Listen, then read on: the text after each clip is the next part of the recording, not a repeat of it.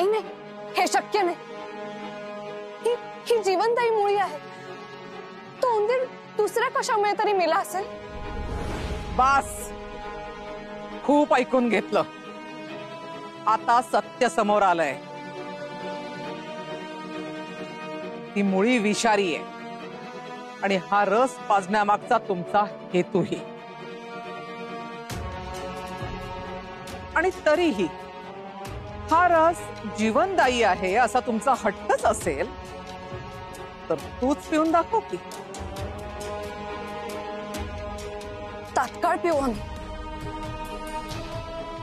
नाही थांब सावित्री, आम्हाला आमच्या मृत्यूची पर्वा नाही आणि कोणत्याही चुकीमुळे तुझ्या जीवाला जर धोका पोहोचणार असेल तर आम्हाला चालणार नाही. आणि मातोश्री, तुम्ही जर आम्हाला हा रस पिऊन देणार नसाल तर आम्ही सावित्रीला हा रस पिऊ देणार नाही. ठीक आहे, हा विषय आता इथेच संपला. अश्वपती, तुम्ही आता विश्राम करा आणि पुन्हा अशा प्रलोभनांना भूलू नका. त्यात धोका असतो. सावित्री, आता तू चल आमच्या बरोबर. ताता, यात नक्कीच काहीतरी गडबड. मी लवकरात लवकर शोधून काढेन. तू काळजी करू नकोस. सावित्री, आता इथे जास्त थांबू नका. चला.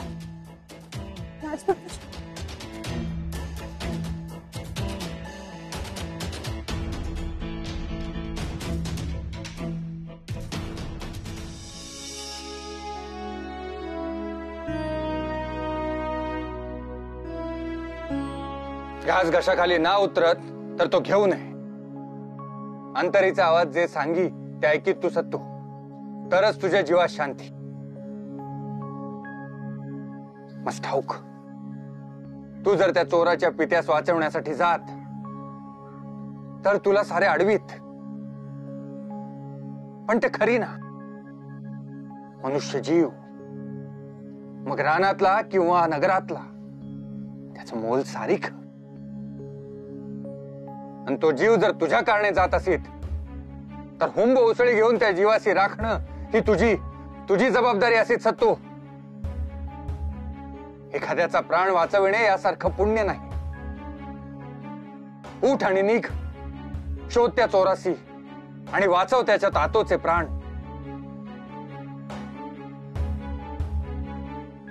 थांब. त्या चोराच्या तातोचा जीव राखण्यासाठी माया लेकराचा जीव धोक्यात घालिता तुम्ही? हा कुठला न्याय? अयो ऐकी ना ना, मी ना जाऊ देत माया लेकरासी. चुकीची मुळी तो चोर उचलीत, विषारी मुळी सत्तू ना ठेवीत त्याच्या हाती. तो त्या चोराचा आपला निर्णय, त्याची फळे तो भोगीत, तर काय माझा सत्तू भोगीत? सांगा. शमी, तू आपल्या पुरता तर्क करीते. हा मुलगा आता तुझा एकटीचा ना. मोरके असीत तो रानाचा, धर्म असीत त्याचा. कर्म चोराच, पण अज्ञानापोटी झालेलं. चोर ना जाणीत की ती मुळी विषारी, पण सत्तू जाणीत तेव्हा त्यासी जाणं भाग. कुठे? भिंत ओलांडून नगरात? ना ना, मी ना जाऊ देत सत्तूसी. सत्तू आपला प्राण. होय शमी, परंतु अंतरात्म्याशी काय उत्तर देत आपण? आपल्या सत्तूच्या माथी कुणातरी निष्पाप जीवाच्या मृत्यूचा कलंक येत, हे सहन तूच. सत्तू, तुझ्या मनी काय असीत? हे संकट माझ्यामुळे उभं राहील. तो चोर माझ्या पकडीतून निष्ठित. ही तर माझी चूक. आता त्या चोराच्या तातोसी संकटातून वाचवण्याची जबाबदारी माझी असेल. आणि आता सरी सरी ना गेलो तर त्या निष्पाप जीवावर मृत्यूचा घाला पडित. ना ना, मी जात. सरी सरी जात. ना ना सत्तू, माझी आण. ना मायो, आण ना घालीत. कुणीतरी जगण्या मरण्याच्या हिंदोळ्या वेरी असेल. मी जात.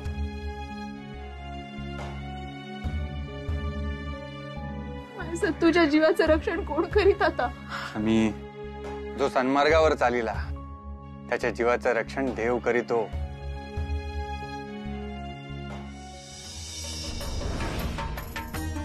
मद्र देशाच्या राजाला म्हणजे स्वतःच्या पित्याला जीवे मारण्याचा आरोप आहे तुझ्यावर आणि याची कडक शिक्षा तुला मिळणारच. ज्यांच्यासाठी मी इतका धोका पत्करला आणि औषधी मुळी आणण्याकरिता रानात गेले त्यांनाच जीवे मारण्याचा प्रयत्न करीन मी.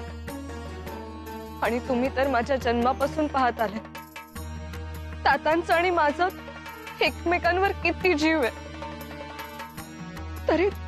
तरी तुम्ही असा आरोप करताय. होय, आणि हा आरोप रितसरपणे राजसभेत ठेवला जाईल तुझ्यावर आणि तिथेच तुझा न्याय निवाडा होईल आणि राजाचा जीव घेऊ पाहणाऱ्या राजद्रोही व्यक्तीला राजसभेतच शिक्षा सुनावली जाईल. राजकन्या सावित्री यांच्यावर आपले पिताश्री दिग्विजयी मद्राधिपती अश्वपती यांना विषारी रस पाजून जीवे मारण्याचा प्रयत्न केल्याचा आणि राजद्रोहाचा आरोप आहे. त्यांचा निवाडा करण्यासाठी ही विशेष राजसभा बोलावण्यात आली आहे. हो, आजचा दिवस अतिशय दुर्दैवी आहे. प्रत्यक्ष राजकन्येवर राजद्रोह आणि राजवधाचा प्रयत्न केल्याचा गंभीर आरोप आहे. यासाठीच नगरातल्या मोजक्या आणि विश्वासू लोकांसमोर हा न्याय निवाडा केला जात आहे. याची माहिती सामान्य प्रजेपर्यंत पोहोचून विपरीत संदेश जायला नको अशी आमची इच्छा आहे. अन्यथा राज्यात द्रोहाचा डोंब उसळेल आणि प्रजेचा राजघराण्यावरचा विश्वास उडेल. तेव्हा साऱ्यांनी हे ध्यानात ठेवावं, आज इथे जे घडेल ते या 4 भिंतीतच राहील. सर्वप्रथम राजसभेसमोर साक्षीदारांना पाचारण करण्यात येत आहे. महाराणी दक्षसेना.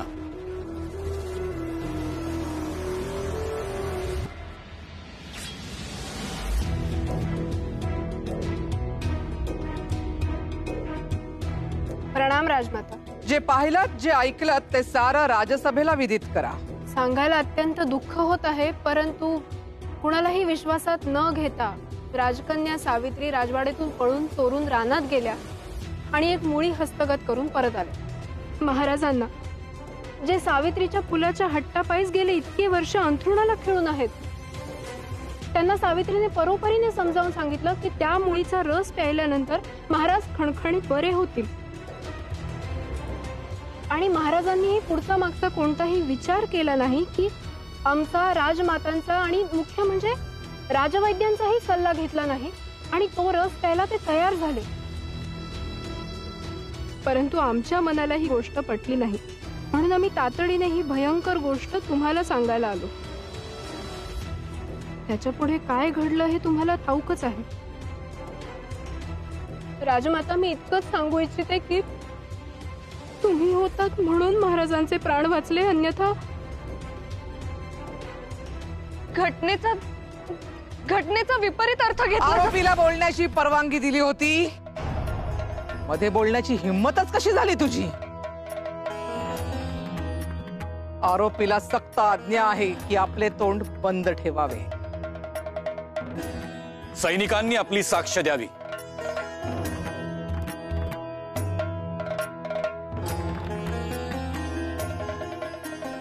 बोला, काय पाहिलं तुम्ही? मुळी उगाळलेले सहान मूद पाक खाण्याच्या कोपऱ्यात होते. तिथे अर्धवट उगाळलेली मुळी होती आणि काही रस सहाण्यावर शिल्लक होतं. शेजारी तो रस चाटून गतप्राण झालेला उंदीरही मिळाला. ही सारी घटना आम्ही आपणास व महाराणींसमक्ष कथन केली आणि पुरावेही दाखवले. पण तो उंदीर त्या रसामुळे नाही. आरोपीने गप्प राहावं, नाहीतर या नव्या गुन्ह्याबद्दल अधिक कडक शिक्षा दिली जाईल.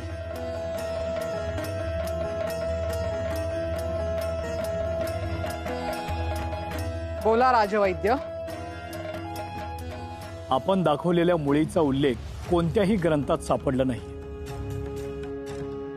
आणि जिचे गुणधर्म ठाऊक नाहीत, जिच्याविषयीचं संशोधन उपलब्ध नाही, अशा मुळीच्या रसाचा थेट रुग्णावर प्रयोग करणं हे नक्कीच संयुक्तिक नाही. मुळीचे परिणाम कदाचित अति उत्तमही असू शकतील, परंतु ते अतिघातकही असू शकतात. तेव्हा संपूर्ण आणि सखोल ज्ञानाशिवाय मुळीचा वापर करणं धोकादायकच नव्हे तर वर्ज्यच मानायला हवं. मुळीचा रस आणि मुळीची परीक्षा ज्या रसतज्ञांनी केली त्यांना पाचारण करण्यात यावे.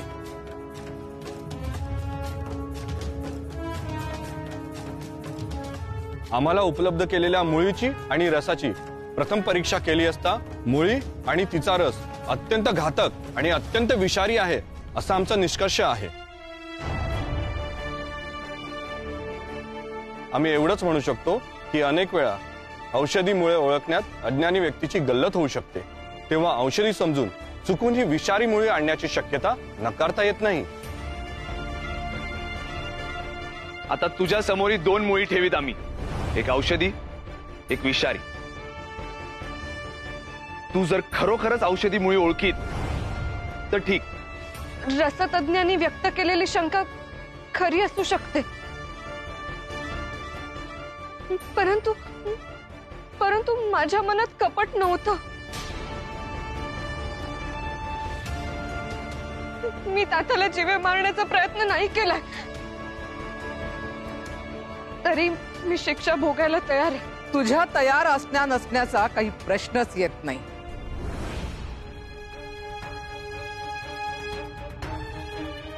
तुझ्यावरचा राजाला जीवे मारण्याचा प्रयत्न केल्याचा आरोप सिद्ध झालाय,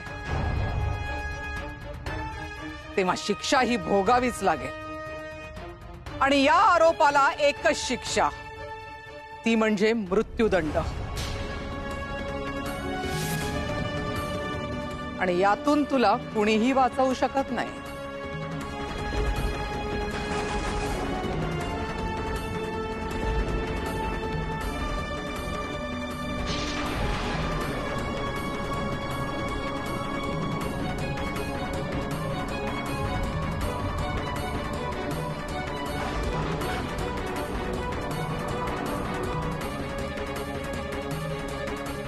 कसंही करीत भिंती पल्ल्याच्या नगरात पोचित मी. जीव वाचवी त्या चोराचा आणि तिच्या तातोचा.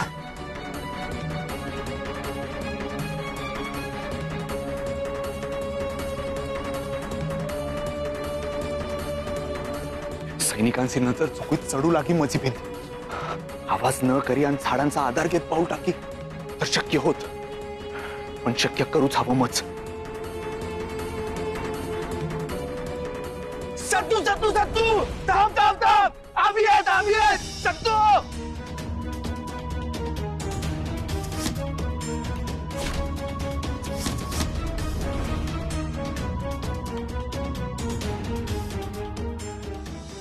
अरे पकडू का तुम्ही? साथ कशाच घालीत? हा बाण पाहिला? सैनिकांचे आपणच उडून सांगी आम्ही आलो मारा आमासी. मंद तुमची मती. हा तर ते जीव वाचवण्याची जात मी. आता तुम्ही माझा जीव पणास लावीत? ना मती मंद असेल आमची, पण आम्हाला एक कळेल, तुझे एकट्याची ना जाऊ देत आम्ही त्या नगरात. हा नगरात हुंब धोका, तेथील माणसं घातकी, शिवाय ते कुरकुंबे चोर याच नगरात घर करून असीत. आणि या साऱ्यांच्या तोंडी तुझे एकट्याशी सोडू आम्ही? ना सत्तू, चंद्र बुडो नाही तर सूर्य बुडो, पण जांभळ्या करवंद्या सत्तूसी एकटा ना टाकी. जाणीत मी तुमचा जीव माझ्या जीवात, पण मज काही होत तर माझ्या मायात आतच कोण बघित. चला परत जा तुम्ही रानासी, त्यांच्या जवळी थांबा. तो चोर माझ्या पकडीतून निष्ठित, ही सारी जबाबदारी माझी. मी जात. ना तूच काय वाटते, तूच एकटा हुंबहुशा. अरे पण तू पण पगलूच. नगराशी निघालास कोणाचे प्राण वाचवाया, आणि ही औषधी मुळी न घेतास भया हे तर ध्यानीच ना माझ्या. त्याचसाठी जांभळ्या करवंद्याची सोबत हवी. चल आता तुझे एकटा न टाकीत आम्ही. वेळ कमी असी, चला सरी. खरे मित्र तुम्ही. चला पण भिंत चढायस अवघड. ना त्याहून अवघड त्या चोराचा शोध. तुझ तर ही ना माहित त्याचा चेहरा कसा, मग कसा ओळखीत? हा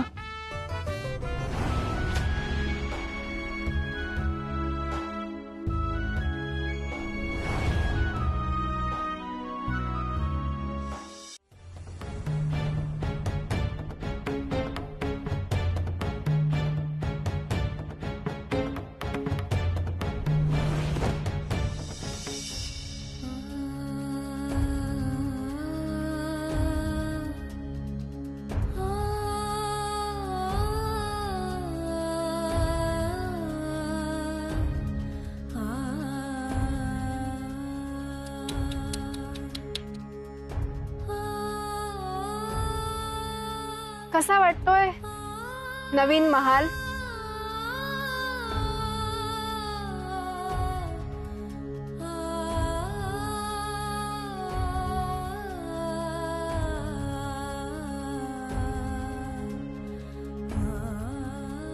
म्हटलं कसा वाटतोय नवीन महाल? नाही आवडला तरी थोड्या काळापुरतच, तुझ्या मृत्यूपर्यंत. का वागताय अशा? का म्हणजे तुला काहीच कळत नाही असं आवडू नकोस. लग्न होऊन मी इथे आले तेव्हापासून काट्यासारखी सलतीयस तू माझ्या आयुष्यात. माझ्यात आणि महाराजांच्यात कायम अडसर म्हणून राहिलीस तू. तुझ्यामुळे मी आणि महाराज कधीच एकमेकांजवळ येऊ शकलो नाही, कारण त्यांना कायम त्यांच्या कन्येचाच ध्यास होता. आतापर्यंत सगळ्या गोष्टींमध्ये तुम्ही चुकीचाच अर्थ लावत आला. तुम्ही जर मला आईची माया दिली असती तर ताताने तुम्हाला कधीच दूर लोटलं नसतं. पण गप्प बस, मरण डोळ्यासमोर आहे आणि तर्क लढवून तोंड वर करून माझ्याशी बोलतेस. तुझ्यामुळे माझ्या संपूर्ण आयुष्याचा सत्यानाश झालाय आणि आता तर तुझ्या मरणाचं भय नाहीये मला. पण एकदा मला ताताला भेटू दे, फक्त एकदा. मला त्याला भेटून सांगायचं चूक झालीये माझी, पण त्याला जीवे मारण्याचा विचार माझ्या मनात देखील आला नव्हता. ते आता शक्य नाहीये. जिच्यासाठी महाराज जीवावर उदार झाले होते, अखेर तिनेच त्यांचा घात करण्याचा प्रयत्न केला, हे खोलवर रुजलंय महाराजांच्या मनावर. महाराज तुला भेटू इच्छित नाही. आता तुझी आणि त्यांची भेट झाली तर ती पुढच्या जन्मी.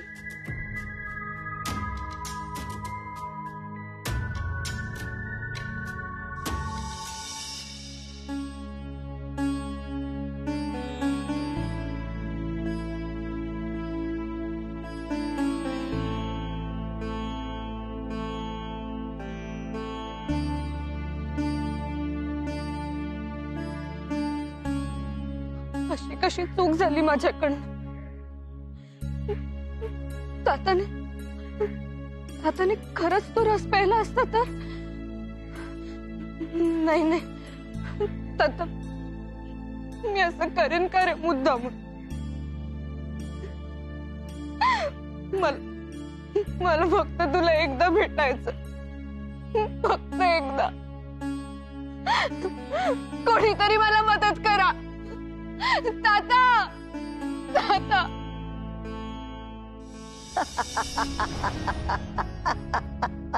इथे सावित्रीच्या जीवाला धोका आहे आणि तुला हसू येतंय? अगं काय हे, तू तर सर्वसामान्यांप्रमाणे सावित्रीच्या भावनांमध्ये वाहून गेलीस की काय? अगं तूही होतीस ना तिथे सावित्रीचं प्राक्तन लिहिताना. अगं सावित्री अजरामर होणार आहे. ती कालजयी ठरल्यामुळे ते सारं घडण्याआधी तिचे प्राण कसे बरं जातील. हो विसरलेच मी. इतकी लढीवाळ आहे नाही आणि तो सत्यवानही की त्यांच्या आयुष्याचा उलगडणारा पट पाहता पाहता भान विसरून जाते मी. आपला लाडका सत्यवान म्हणजे तिचा होणारा भ्रतार तिची सुटका करायला येणार आहे. खरं ग खरं. हेच तर असतं लपलेलं आपण लिहिलेल्या प्रार्थना आड. सत्तूची आणि तिची अद्याप ओळखही नाहीये. तो तिथे रानात आणि ही इथे बंदिवासात. तरीही तो तिला वाचवणार हेच विधी लिखित आहे. तू बघच आता, उडणारं पाखरूच बुडणारी नौका वाचवेल. सावित्रीची आणि तिच्या तातांची लवकरच भेट होईल. उडणारं पाखरू? हो, लिहिलेलं प्राक्तन असंच तर आकार घेतं.